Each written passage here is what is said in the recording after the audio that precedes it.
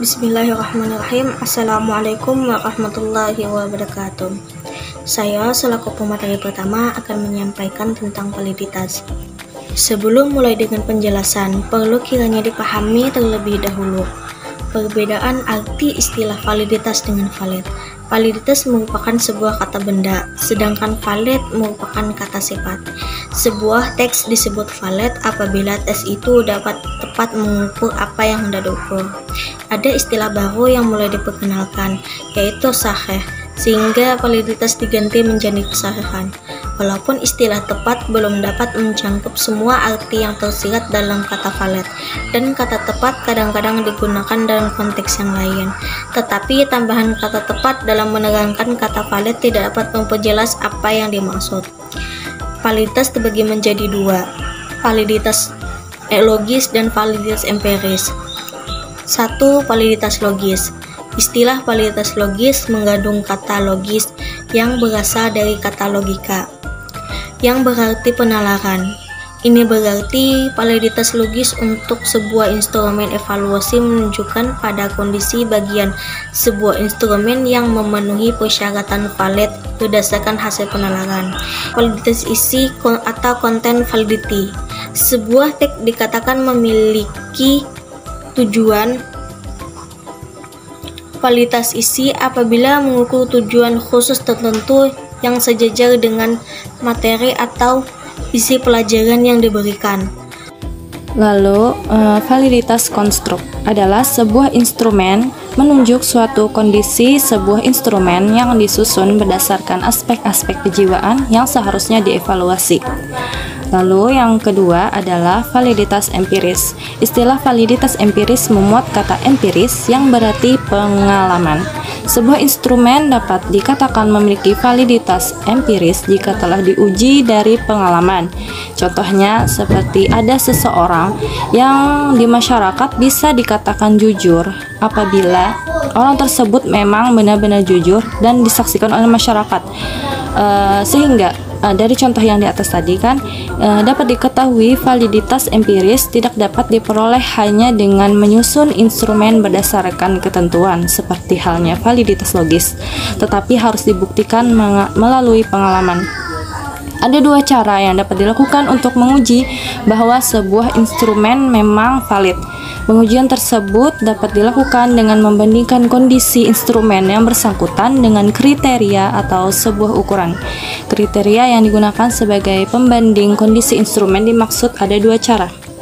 Yang pertama, validitas ada sekarang. Instrumen yang kondisinya sesuai dengan kriteria yang sudah tersedia. Jadi dimaksudkan di sini validitas ada sekarang itu adalah kondisinya memang si kriteria ini dengan kriteria yang sudah tersedia.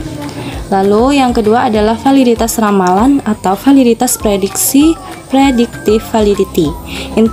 Instrumen yang kondisinya sesuai dengan kriteria yang digambarkan akan terjadi. Jadi maksudnya di sini validitas ramalan atau prediksi ini kondisinya sesuai dengan kriteria yang digambarkan benar akan terjadi.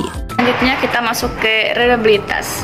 Kata reliabilitas itu berasal dari kata reliability, dari kata asal reliably yang artinya dapat dipercaya, seperti baiknya validitas dan valid. Reliabilitas ini merupakan kata benda, sedangkan kata reliability itu merupakan kata sifat atau kata keadaan.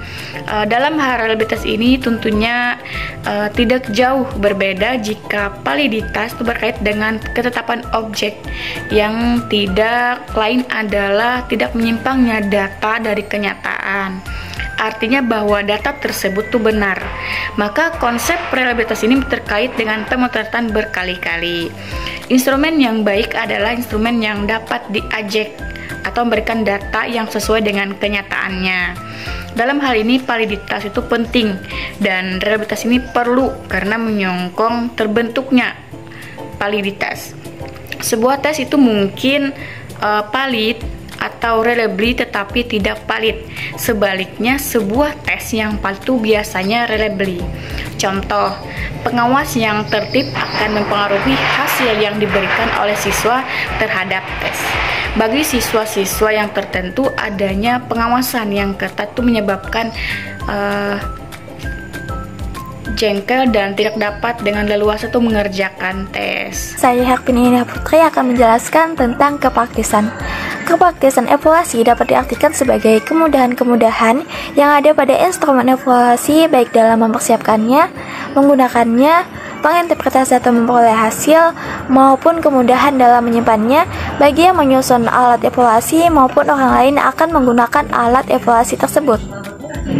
Ada beberapa faktor yang mempengaruhi kepraktisan instrumen evaluasi, diantaranya yaitu kemudahan mengadministrasi, waktu yang disediakan untuk mencerahkan evaluasi, kemudahan men-skor, kemudahan interpretasi dan aplikasi, dan tersedianya bentuk instrumen evaluasi yang ekuivalen atau sebanding. Nama Ulun Katrini, Ulun pemakalah terakhir, akan menjelaskan tentang efisiensi. Efisiensi yaitu suatu alat evaluasi yang sedapat mungkin dipergunakan tanpa membuang waktu dan uang yang banyak. Ini tidak berarti bahwa evaluasi yang memakan waktu, usaha, dan uang sedikit dianggap alat evaluasi yang baik. Hal ini tergantung pada tujuan penggunaan alat evaluasi dan banyaknya siswa yang dinilai dan sebagainya. Efisiensi tersebut dapat dicapai dengan cara A. Si penilai mampu memilih alat yang tepat untuk tujuan tertentu. B. Si penilai dapat mempertimbangkan perlu tidaknya mempergunakan beberapa macam alat penilai. C.